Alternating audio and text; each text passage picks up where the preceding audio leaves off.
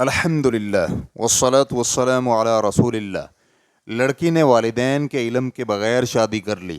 سوال کیا گیا ہے کیا خفیہ شادی کرنا جائز ہے؟ میری سہیلی نے مسجد میں جا کر ایک گواہ کی موجودگی میں والدین کے علم کے بغیر شادی کر لی، تو کیا یہ شادی قائم ہے؟ میں جواب چاہتی ہوں، اللہ سبحانہ و تعالی آپ کو برکت سے نوازے۔ الجواب بعون اللہ سبحانہ و تعالی، شادی میں ولی اور دو گواہوں کی موجودگی ضروری ہے، کیونکہ حدیث شریف میں نبی صلی اللہ علیہ وآلہ وسلم کا فرمان ہے ولی کے بغیر نکاح نہیں ہوتا، اور ایک حدیث میں نبی علیہ الصلوۃ والسلام کا فرمان ہے جو عورت بھی اپنے ولی کی اجازت کے بغیر شادی کرے اس کا نکاح باطل ہے۔